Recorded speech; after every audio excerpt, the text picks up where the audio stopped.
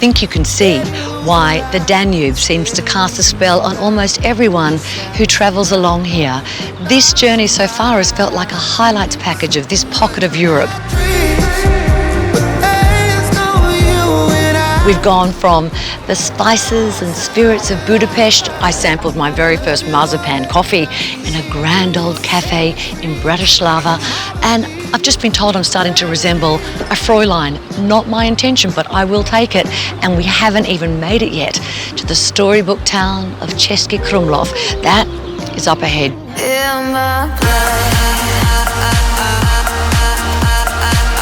So far, our journey upriver from the Hungarian capital of Budapest has been nothing short of glorious. This week, Scenic Amber will glide us effortlessly through Austria and into the German towns of Passau and Regensburg before delivering us to our final port, Nuremberg. But our next stop is the Czech Republic.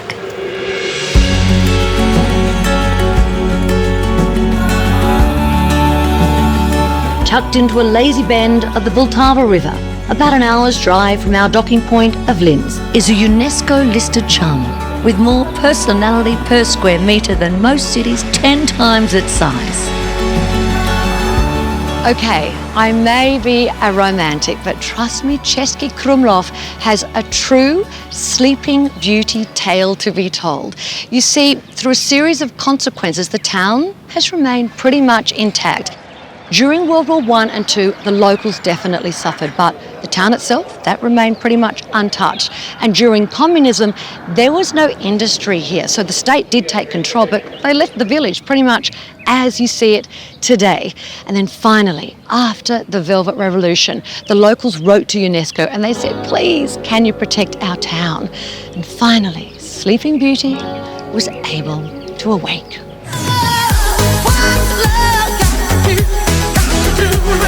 If Český Krumlov's walls could talk, well, they would probably do some serious name-dropping. Founded over 700 years ago, a veritable who's who of Bohemian blue blood families have called this place home, each leaving behind a little grandeur and a whole lot of Renaissance flair. Lucas, who got to play in these gardens? Who were they first created for?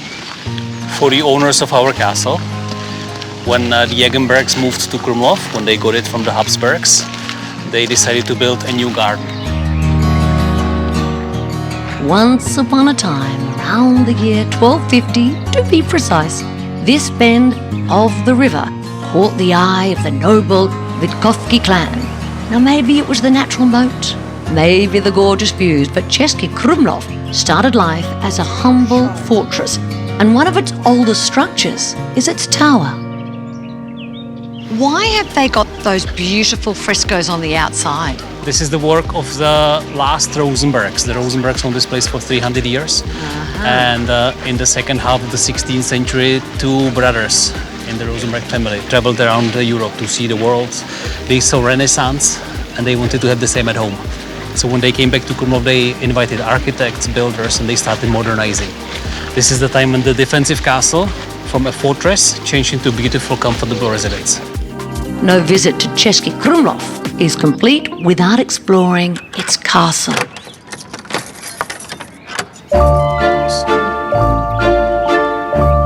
It's part Renaissance manor, part aristocratic attic, because the hand-me-downs in this place, they're kind of wild. It's skull and bones of Saint Calixtus. It was a gift from the Pope to one of the Regensburgs who visited him in Vatican. And this the wealthy family, that was the thing to do, was it? Yes. Everybody who meant something wanted to have some remains of saints, like protection from bad things. Over the centuries, as the castle passed from one noble family to the next, each dynasty's forgotten bits and bobs have now become priceless museum pieces. So when the last noble family to own Krumlov left here to downsize their castle, they left all the furniture. All of this is original. The frescoes, 16th century. The tapestries, centuries old. Not sure if the food was original, but it's really got an energy to it. Crowned a UNESCO World Heritage Site way back in 1992, Český Krumlov is one of the best preserved medieval towns in Europe and one of the Czech Republic's most cherished attractions. It's interesting how we're all wandering around this magical town taking photos of how life used to be, but if you think about it, life today in Krumlov is absolutely thriving. It makes me think well done to those locals who reached out to protect their town. They have kept Krumlov alive. Wow, Sleeping Beauty clearly had some very good contacts. Welcome back to our cruise along the Danube with Scenic.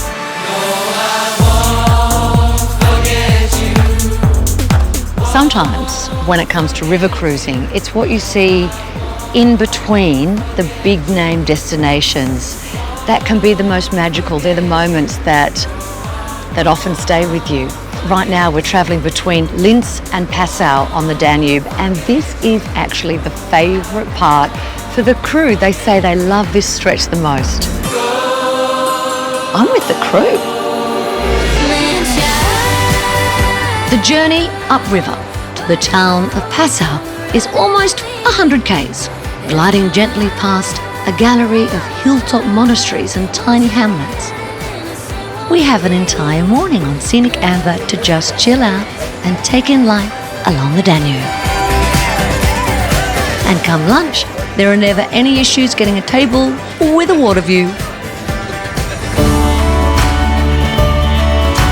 Passau, just over the border in German Bavaria, is known as the City of Three Rivers, where the Danube is joined by the Inn and the Ilz rivers. Today, for my scenic free choice activity, I thought it would be really nice to just explore the area and its history on two wheels, starting with the Rathaus Glockenspiel.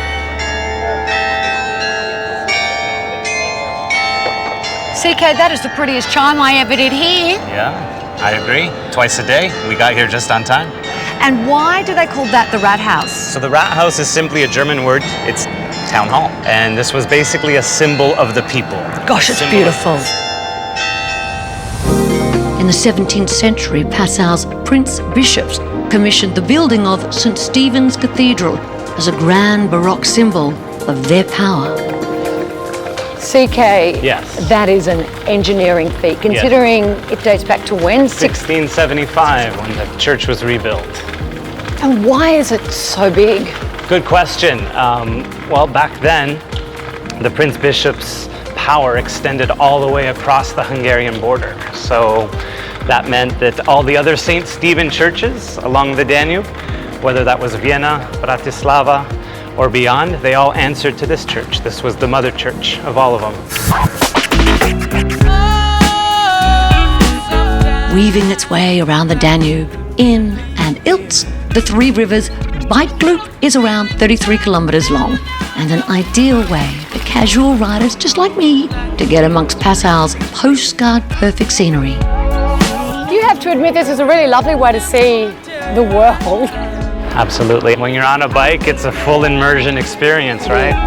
The forests of country Bavaria have a deep connection to one of the most treasured folk arts of southern Germany, wild wood carving, a living art form that is kept alive and thriving to this day. There.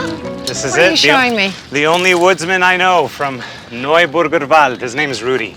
This one's one of the more special ones. Yeah. What do you think that is? Okay, it's a dove. It's a dove. It's a peace dove. There you go. So in 2023, we had a storm and one of the biggest trees fell over, and so he's only allowed to work with the fallen trees. Beautiful dove. Right. Dedicated it to the Ukraine. Like big. Frieden, the German word for peace, right over it. Right, lovely. And about 2 weeks later, someone came in, cut it off, and took it home. No way. So Rudy came back, and this is a replica. It's the exact same dove, just much, much smaller. But he came back. Didn't beat his spirit. No, he came back, he did it all over again. So Rudy's like the Banksy of the bush. That's him. The Inn River forms the border between our side of Germany and Austria on the other side. And here, at the halfway point in our ride, well, it's time to cross on over for the return journey. This is gorgeous! It is. This time of day, not too hot, not too cold. Now, so hold on. So we're leaving Germany. That's right. And we're swapping into a completely new country, so we're going to Austria. Are you ready? High on a hill in a lonely mountain. I know that part. I know that part. I'm just having fun on the stage in my heels to where I belong down at the... As the sun sets on another day of Danube adventure, what better way to usher in the evening than a 5-course Italian culinary experience in the ship's very own elegant fine dining restaurant, Portobello. I have just loved today. I'm so inspired. I'd actually like to come back. I would love to come back. I could live here, in fact. You're always on my mind. When she finally walks into the restaurant, hate to say it, but I knew it. Mornings on Scenic Amber are one of my favourite parts of the day. The top deck is wonderful for getting in some exercise. You can have the heated pool all to yourself, and the peace and quiet of the main lounge is quite lovely for readers. But trust me, the passing scenery from your private balcony is pretty darn wonderful. I'm sorry you're here for someone else. And if these baroque spires and thick forests are anything to go by, I think we are now in the heart of German Bavaria. And we will have the rest of the day to explore one of the river's most vibey old cities. I know you wish that I could stay. Regensburg is an absolutely gorgeous medieval town on the Danube, but I think it has a real point of difference. When you arrive here, it's kind of got this buzzing, youthful energy. It's not just set up for tourists. People love and live here. And they also have fabulous music festivals, the best Christmas markets. This place has a buzz to it. Oh, okay, you got yourself a new man, so you say good people. I'm meeting my lovely guide Tula for a little lunch at one of the city's most happening beer gardens, the Bischofshof. I have to say, this beer garden is absolutely beautiful, and it's full of locals. It's not really full of tourists, is it? No, it's most of the locals, and very many people are having a long weekend just now, so people are enjoying the nice weather. This is extraordinary warm weather, what we are enjoying just now. Especially they are everywhere on the river Danube. Now, I know it might seem a little ironic that this beer house and its garden had served as the residence of the bishops of Regensburg until the early 1800s, but it makes total sense when you consider just how close to the office they were. Cathedral is beautiful. Yes. What's that one? It's a St. Peter's Cathedral. How old is that? 1200s. Oh, yes. Yes, they built it over 250 years. It took 250 years to make the cathedral. Yes. St. Peter's Cathedral is one of the most important Gothic cathedrals in Bavaria. While it was completed by 1520, these towering spires were only finished in 1869. The city's other great monument is the Stone Bridge, built in the 12th century. This famous Danube crossing holds a very special place in local legend. This stone bridge is older than our Cathedral St. Peter, built in 1135 until 46. That time when they built the bridge makers wanted to have something to eat. Of course. And they wanted to have the sausages, and that's the history of the sausage kitchen, what we are going to see also today. I should warn you, I don't drink beer, but I make up for what I don't drink in beer. I love sausages. Okay. So let's try them. Let's go make some. Yeah.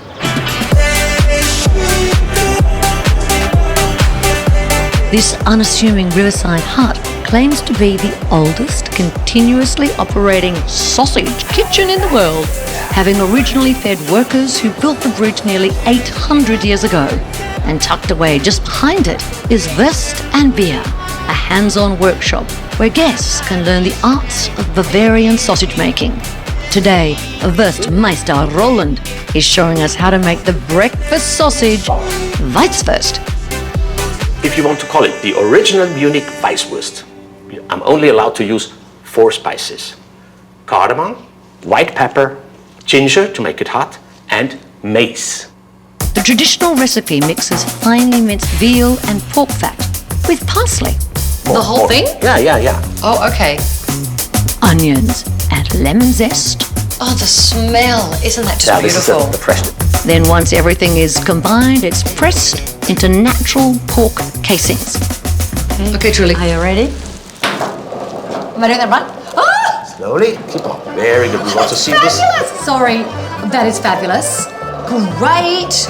And twisted into links. And those go now 20 minutes in hot simmering, only simmering, not boiling. Otherwise they will pop up and burst. The golden rule with a Weisswurst is no frying, no grilling, no boiling.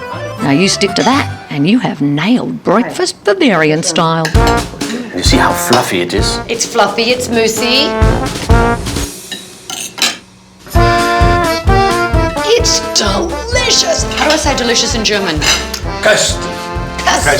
Köstlich. Ein Prosit, ein Prosit, der Gemütlichkeit. I took the train to see my mother. I look Welcome back to Getaway and to the final leg of our fascinating 10-day river cruise with Scenic through the hearts of Central Europe. Cruising on the luxurious Scenic Amber gently northward, we've travelled almost 1,200 kilometres from Budapest in Hungary into Slovakia, through Austria, with a side trip to the Czech Republic, and then onto southern Germany, exploring the Danube River in depth and in total comfort. Today, our final destination along the river is Nuremberg, a place where history is grand, it's complex, and impossible to ignore. All of the places that we visit as we travel along the Danube, they have their own stories and they definitely have their own character. But I kind of love the fact that if you're traveling through here, you won't just be sightseeing, you'll also possibly be doing a little bit of soul searching. Encircled by mighty medieval walls, Nuremberg's old town is cobbled, colourful and compact enough to explore very easily on foot. The main market is famous for its sausages, but I have heard there is another local flavour that just cannot be missed. Oh no, Dankeschön, that's beautiful, thank you, Dankeschön. The one thing I was taught I have to sample when I come to Nuremberg is the gingerbread. Now, I'm not sure how much ginger actually goes into this today, but the ginger, the spices in it date back to the medieval times when Nuremberg was a really important trading partner with one of the wealthiest cities in Europe, Venice. The gateway to the east, all the spices, hence the gingerbread. This will make you healthy. And that is so delicious. Oh! Can't go wrong. Nice and soft. Beyond the medieval charm of its old town, Nuremberg hosted two of the most significant and sobering chapters in 20th century history. During the 1930s, in the lead up to World War II, Adolf Hitler's Nazi party held massive propaganda rallies right here at Zeppelin Field, designed to dazzle the crowd and cement Hitler's grip on power. Today, this is actually still one of the most haunting and powerful places in all of Germany. Hitler knew that Nuremberg would be the perfect place to stage his rallies because he needed space and he needed accessibility. And with Nuremberg being where Germany created their first railway line at the dawn of the Industrial Revolution, this was going to be perfect. It was those industry workers, the working class people, that he also really wanted to galvanize. The scars of those years can still be seen on some of the Nuremberg buildings to this day. But in a poetic reversal, after World War II, Nuremberg's Palace of Justice was chosen to host a major international trial. 24 high-ranking Nazi leaders were convicted in this courthouse for crimes against humanity. What happened here in courtroom 600? It was a series of firsts. It was the first time an international court had ever sat, leading on to what we have in The Hague today. It was the first time individuals were held personally to account for the decisions that they had made. And it was also the first and possibly the last time that the Allies all came together and saw eye to eye.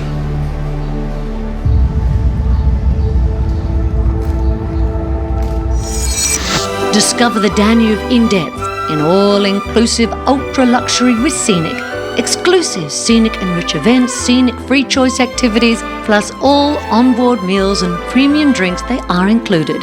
Secure your 2026 river cruise with included economy class flights, valued at up to $2,900 per person. Getaway viewers, you can save an additional $300 per person with an exclusive voucher. So for more info or to request your voucher, just visit scenic.com.au/getaway, call 1300 790 372 or have a chat to your nearest travel advisor.